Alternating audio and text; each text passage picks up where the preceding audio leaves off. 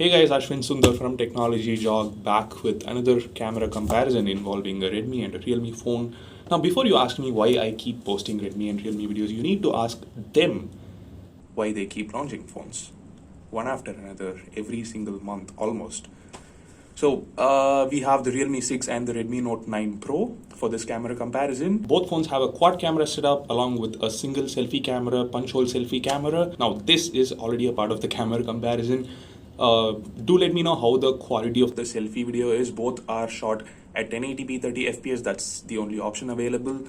Maybe there's a 720p option available, but who shoots 720p these days? The audio that you're listening to is also recorded on these phones. The indication can be found in one of the corners, probably the bottom corners. So do let me know how the audio quality is, whether I'm audible, whether the sound is tinny or too bassy or whatever. Just let me know your thoughts, which one sounds better to you. I'll also probably leave a poll here, so check it out here or here, I'm not sure. Anyway, let's now go ahead, roll the intro, and then talk about our sponsor for a bit, and then continue with the comparison.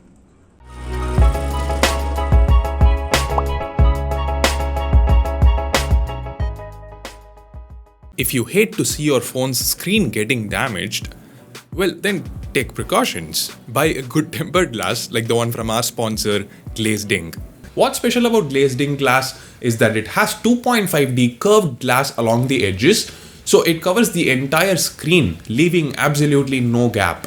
You won't see awkward gaps like this, which you might get from installing any other tempered glass in the market. They have tempered glasses for a lot of other phones as well, including the Poco X2 and the Galaxy A51. So do check out Glazed Ink, link in the description. You can use the promo code TJOG to get a 10% discount. So let's have a look at the photos. In daytime, under the hot sun, both phones perform really well. The photos from both phones are almost equally good. In a few cases, I noticed that the Note 9 Pro's images have excellent dynamic range. And one interesting thing I noticed here is the Note 9 Pro oversaturates the colors. I'm super surprised that the Realme phone is actually capturing natural colors in this case. Colors on the Note 9 Pro's images are fine, they look good, but sometimes they're messed up. To emphasize this difference in colors, I'll also show you a couple of low-light selfies. The Note 9 Pro tends to mess up the white balance. My face is like too red, it's just not good. Also, this picture of a couple of Edison bulbs, the scene is supposed to be warm or orangish, but the Note 9 Pro completely changes the way it looks.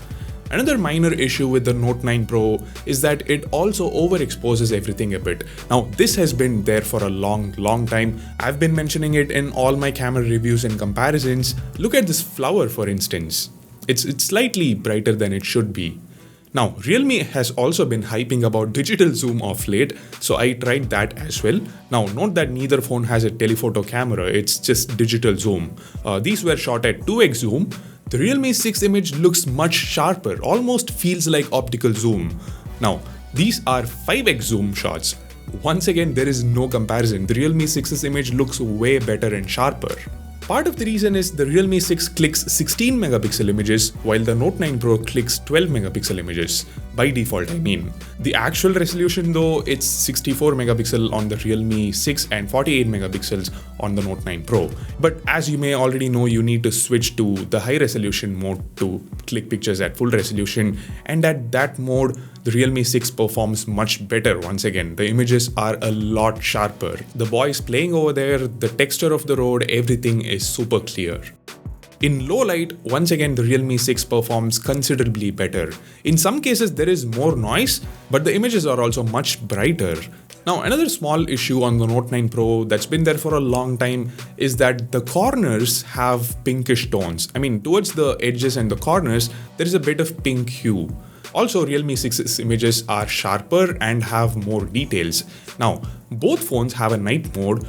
Turning it on enhances the Note 9 Pro's image quality, but sadly, on the Realme 6, you cannot notice a huge difference. I mean, in some cases there is no difference, or in fact, night mode just introduces even more noise to the image. Now, this felt weird, so I decided to ask one of my good friends, Irshad from Mr. Phone YouTube channel, and he said this did not happen to his Realme 6 unit. Now, here are some regular versus night mode pictures that he shot, and in these cases, there is a noticeable difference. It's quite obvious. So this is probably a bug that is affecting some units of the Realme 6, so I think Realme should probably fix this in an update. Anyway, night mode images from both phones are still equally bright though, but the Note 9 Pro's images have much less noise. The Realme 6 still manages to retain more details in some cases. The one good thing about Realme 6's night mode is it also works with the ultra-wide angle camera.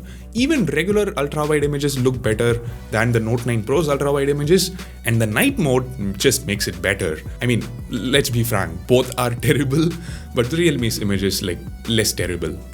Ultra-wide images shot in good lighting conditions are pretty much the same. Maybe the Note 9 Pro's images are slightly sharper, but that too changes when the lighting goes down a bit.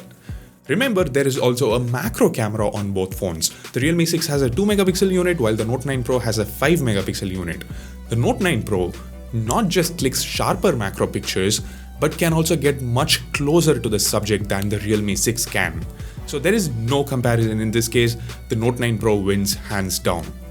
Selfies.